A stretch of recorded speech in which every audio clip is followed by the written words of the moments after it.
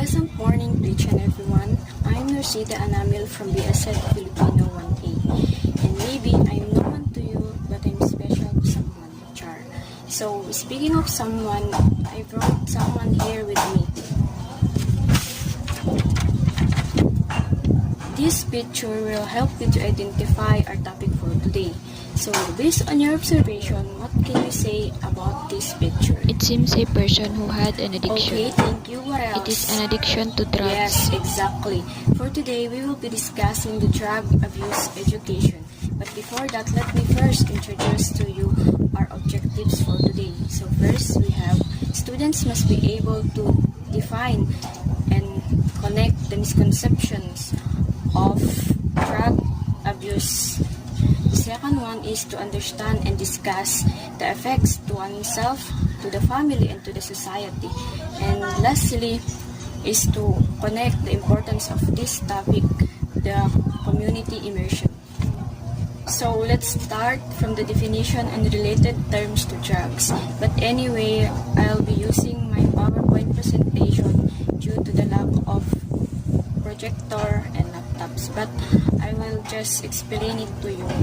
So here's my PowerPoint presentation. So the first one is we have drugs. Drugs are mechanicals that affects a person in such a way as to bring about psychological, emotional, and even behavioral change. So accordingly, drugs are formed from the chemicals which can ruin the emotional, physical, and even the behavior of a person. Like for instance, I had before a friend who's actually okay, but lately his physical and even his behavior was changed due to the addiction of drugs. So the next one term is we have drug abuse. Drug abuse, accordingly, abuse is continuous misuse of any substance which actually results to changes in an individual's physical, mental, or behavioral condition. So basically, this drug abuse refers to those a person in which when he or she is actually had an addiction to drugs, like hindi na niya mapigilan, bali ginagawa na niyang pastime yung pagda-drugs. So the third one is we have addiction. Addiction is a complex and often chronic brain disease. It is characterized by excessive drug craving, seeking, and use. So drug addiction, it is the way when a person is craving for drugs and seeking for drugs, like na-addict na talaga siya, hindi na niya mapigilan, parang hinahanap-hanap na niya. Moving on, there are 10 reasons for abusing drugs. So this is according to article Recovery Connection by 2019. So the first one is experimenting. Experimenting, it is very common for addiction to stem for a person being curious and experimenting with drug or alcohol. So basically, experimenting, it is the curiosity of a person which led to him or her to drugs. Like for instance, when I'm curious about what the taste of a drug, so basically due to my curiosity, I will take the drugs. The second one reason is family history or genetics. If you have a family history of drug addiction, you may have a genetic predisposition to develop an addiction to drugs or alcohol. So this means that when a person came from the family of a drug addict, and definitely it would take for him or her to drugs also. So the third one is the prescription drugs. There is a popular misconception that any medication prescribed by a doctor is safe because some are addictive, but it is always depend on amount of using. So this is very common to everyone, the prescription drugs. So diba may mga doctors na nagpe-prescribe ng drugs, which is iti-take mo yun siya by using the proper amount, but somehow people will take it without any knowledge. So that's why they instead of healing themselves, they'll just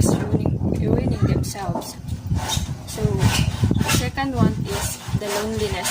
Loneliness may carry a person to addiction because they will think that the drugs and drinking alcohol can reduce their sadness. So, loneliness. This is also a very common reason for everyone. Like for instance, I have experienced this, not me, but my friends. I asked him why he used drugs, and basically he said because even his family or friends can no longer talk to him because they are always busy. So basically to reduce his loneliness, he used to take drugs. So for the fifth reasons, the peer pressure. Peer pressure usually applies to adolescents or young adults. So peer pressure, this is very common. So like for instance, peer pressure, it is your friends or any person that you are close to. And this one, like for instance, when I myself had a friend who is addict to drugs, so to fit in, to be enable for me to belong to their group, I should take or I must take the drugs for me to be accepted to their groups, which is very wrong. And the sixth one is the drugs and alcohol can make you feel good. There is a popular quote in the Big Book of Alcoholics Anonymous that states, men and women drink essentially because they like the effect produced by alcohol. So maybe some people will think that drinking alcohol or taking drugs makes them feel okay and makes them feel fine. And the next one is the mental health disorder. Depression and anxiety can put individuals at high risk of developing an addiction. So having a mental disorder, like for instance, when a person is having this kind of disorder, it may take him or her to take drugs to reduce his pain or to reduce his anxiety. The third one to the last reasons is recreation. Recreation means many people use drugs or alcohol socially with friends or to unwind after a long day. So recreation, some people may think that to reduce their pain or to break a long day, to reduce their tiredness is to drugs and drink alcohol. So the second to the last is alcohol isn't enough for some people, even though they have been into a beer bar. But if it doesn't satisfy them, then they wouldn't definitely take a drugs. So some people feel that drinking isn't that too much for them. So basically they have to take drugs for them to be satisfied. And the last reason is self-meditating. People struggling with any of the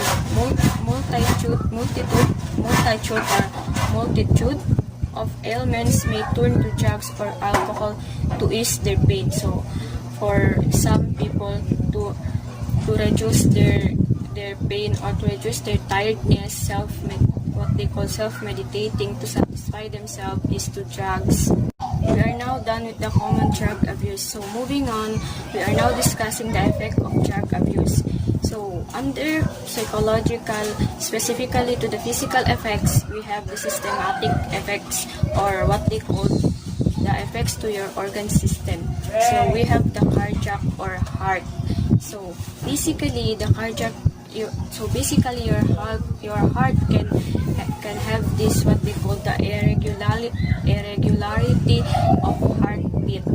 So the second one is the pulmonary lung or illnesses, and the third one is the hepatic, the disease to your liver, and the last one is the renal. It can cause to your kidney to ruin. So for the general health, we have the malnutrition or weight loss, infections, accidents, and blood transmitted disease. Under mental health effects, we have the perception, orientation, memory, judgment, and stress. So this perception means that when a person is addicted to drugs, it can cause him or her to change her perception toward things. And basically his memory can lose, and it takes for him or her to make judgment. And the last one is it causes stress. And for the economic effects, we have employment loss, academic difficulties, and financial problems. So basically, due to the addiction of drugs, a person can lose her or her job and academic difficulties. So like for instance, for academic difficulties specifically, like for instance, when a person is addict to drugs and he or she is a student, so basically he became more struggling with studies. So for the third one is financial problem. So due to the addiction of drugs, it is hard for them to find money to buy drugs. So nowadays we are just facing this pandemic. It is very hard for us to earn money. Then for the last one is social effects. So we have conflictual violence and safety. So for those people who is taking drugs, it can cause them to easily get angry. That can cause to conflict. And the second one is violence. So their behavior can change, which actually result to be violent. And the last one is the safety. So for a person who is actually taking drugs, some people may feel unsafe when they are with a person who is actually a drug user. Now, since we are done with our topic, I'll be telling you the importance of this lesson or topic related to the community immersion. So the importance of drug education is that all of us will learn to educate and share our knowledge regarding to the use of drugs. As we will have a community immersion, we will be sharing our opinions or our learning or gain knowledge to them to be aware of drugs education. So that would be all for this lesson. Thank you for listening. Now let's proceed with the environmental education. But before that, let me first introduce to you the 4 objectives in this topic. So the first one is to define and discuss the environmental issues. The second one is to provide a knowledge on how to solve these issues. The third one is to make the students realize the proper attitude they must possess in order to save our community. And lastly is to relate the importance of community immersion to this topic. So environmental education, accordingly, it refers to the process of knowing the environmental issues and looking for the solution to take an action to solve it.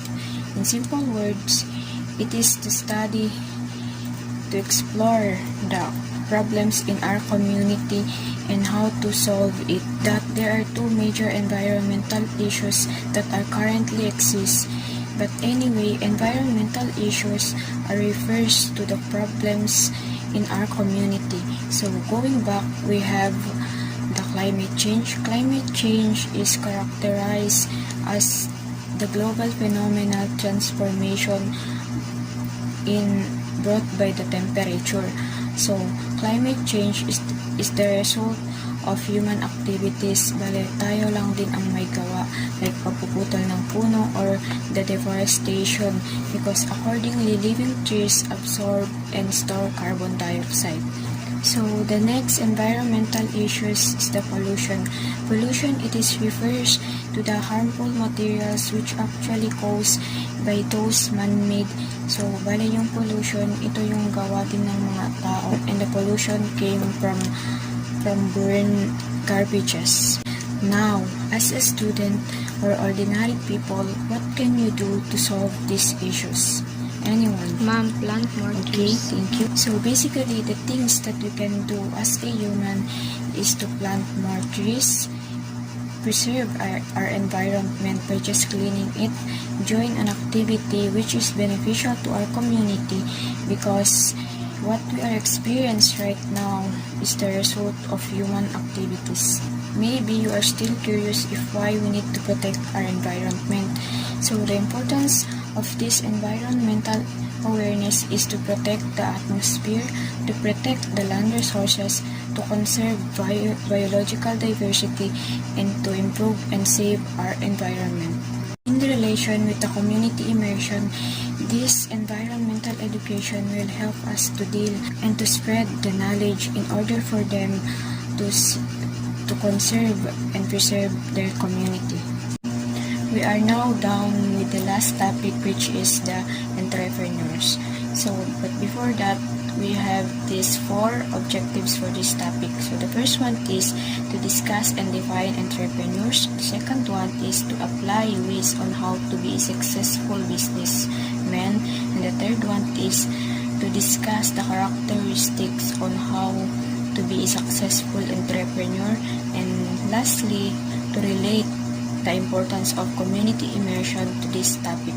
So when we say entrepreneur, it refers to a person which creates a business. Entrepreneurs can be seen as the founder of new ideas, goods, and services. To make it clear, entrepreneurs are those people who have businesses which actually the source of new ideas, goods, and services, because they are the one who create a new ideas to provide such services to the people, to earn as well to earn money. So since we are now amidst this pandemic, I think our topic for today would help us a lot to create a small businesses. With that, we have these ways on how to be a successful business woman. So the first one is get organized. Get organized in a way, in every decision or plans, it must be in a chronological order for you to finish the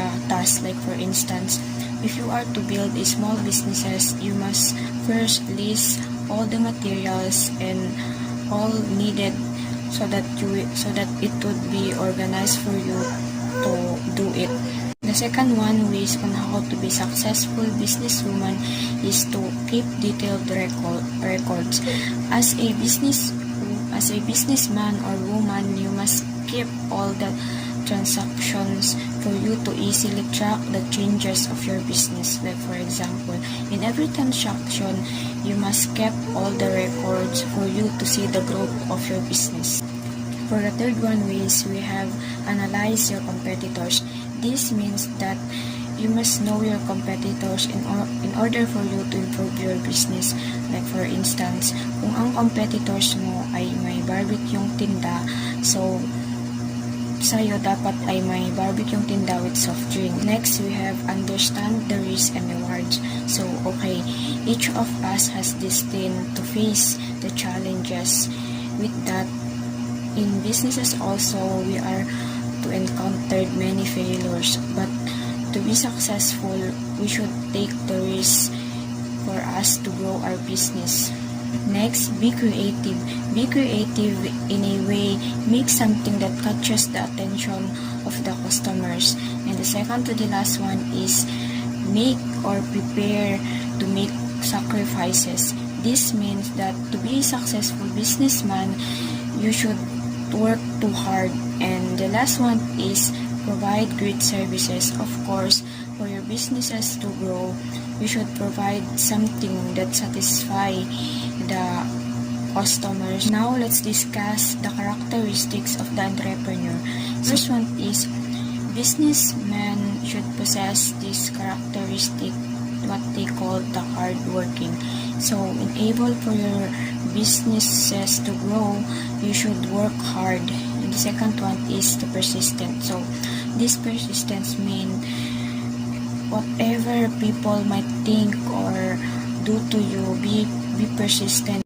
Be persistent to get your goals. And the third one is the focus passion. So, enable for you to grow your businesses, you should love what you are doing. And the fourth one is you should have this what they call the leadership. So as a business woman or man, you should have these skills enable for your businesses to grow, because as a business woman, you should learn to command or manage your businesses. So the importance of this topic in relation to the community immersion is to provide knowledge on how to start a small businesses as we will have a community immersion. So that would be all. Thank you. Anyway, we have to start your business. The first one is conduct market research. This means that to start your business, you need to have a survey in your community of what products you are going to serve. Like for instance, gusto ba nila ng internet cafe or convenience store? And the second one is write your plans. Of course, you need to write all your plans in order for you to know the things that you need. Next steps, fund your business. This means that you need to save money in order for you to have this what they call capital or puhunan. And the second to the last is create or choose a name of your business. Like for instance, you need to conduct or look for the unique name that catches the attention of your customers, and also for them to know your restaurant name. Next, pick your target customer. This means that you should need to know, or you should need a product that beneficial to all ages from child to adolescent, in able for your product to be successful. And the last one is get a license to be enabled for your business to be called as licensed and not illegal.